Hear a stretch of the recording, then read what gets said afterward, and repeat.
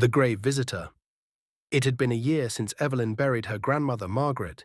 She remembered the funeral vividly: grey skies, a cold wind that cut through her black coat, and the sharp scent of wet soil.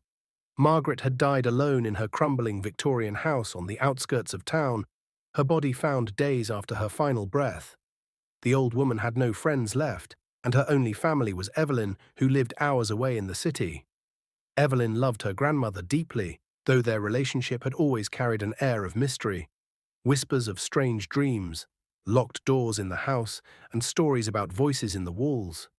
Every few months, Evelyn returned to the town of Wren Hollow to visit the grave and ensure the house remained intact until it could be sold. But it was on her most recent visit that things started to change. It began with the flowers. Evelyn always left a bouquet, Margaret's favourite lilies, but this time someone else had gotten there first. Resting gently against the headstone was a bundle of fresh white roses, bound in black ribbon. A small note was tucked inside: "Until we meet again." Evelyn blinked, heart pounding. She looked around the cemetery. It was empty, as it always was. No visitors, no caretakers, not even a passing car. Just the wind and the brittle rustling of dry grass.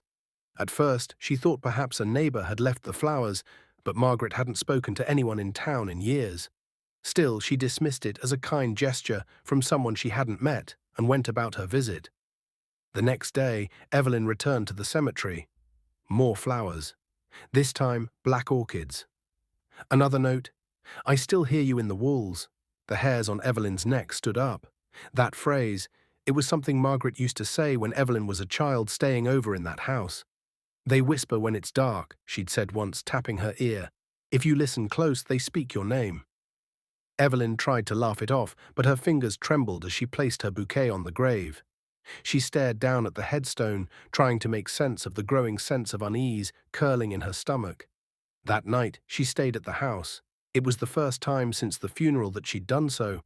The Victorian home was as cold and lifeless as she remembered. Dust clung to the furniture like a second skin. The air was stale. The grandfather clock in the hallway had stopped at 3:07, just as it had the night Margaret died.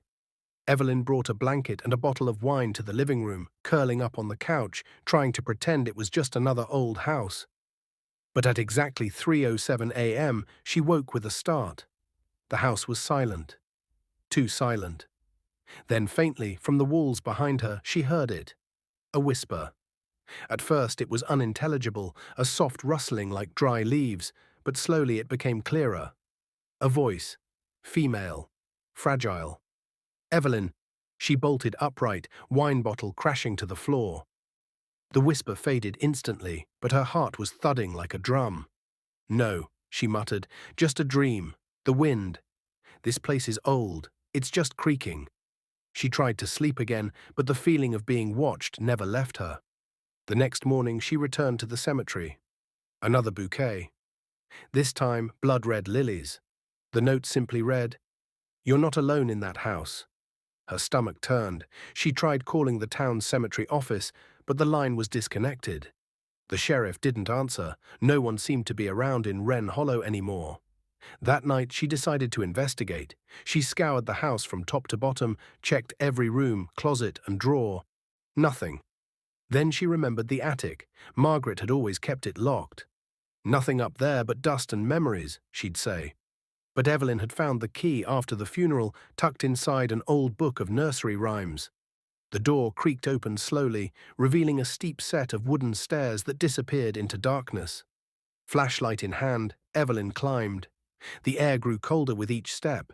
The attic was large, filled with old trunks, dusty furniture, and yellowed photographs.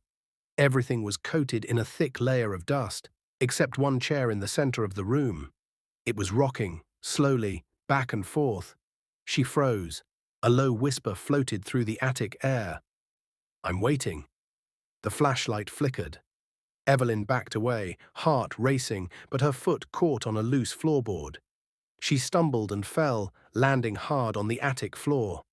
Something under the wood shifted. She pried it up and found a small box, wrapped in decaying velvet. Inside were letters, dozens of them, written in Margaret's elegant curling script. The letters were addressed to ER, not Evelyn. She opened one. You promised you'd come back. The others don't believe, but I do. The voices told me to wait. I've fed them. They're never full. Evelyn's hand shook. She opened another. I gave them the child. They said I could see you again. The girl with the blue dress. Evelyn doesn't remember. She was too small. She couldn't breathe. What child? What had Margaret done? Behind her, the rocking chair creaked again. Evelyn turned. Nothing. She ran downstairs, slammed the attic door, and didn't sleep that night. The following day, there were no flowers on the grave. Just the same note, pinned to the grass with a rusted nail. You've seen it now. It sees you too. She fled back to the city. Days passed, weeks, but something had followed her. At night, the whispers returned. In her apartment, in her car, even in dreams. Always the same voice. You opened the door. We can hear you now. She started to see shadows, too dark, too sharp. Objects moved when she wasn't looking. Her neighbors said they heard someone crying in her apartment when she wasn't home. One morning, she woke to find a bouquet of white roses on her nightstand, bound in black ribbon. No note. Evelyn knew she had to go back to Wren Hollow, had to bury this once and for all.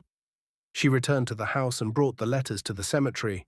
She dug near the grave, hoping to burn them, hoping it would end it. That's when she found the second casket, buried shallow beside Margaret's, small, child-sized. There was no name, just a tarnished blue hair ribbon. She screamed. The ground trembled. The wind howled through the trees like laughter. From the forest behind the cemetery, something moved. Tall, thin, eyes like empty graves. It whispered, "Thank you, Evelyn." And the grave beside her grandmother's opened wide. The end.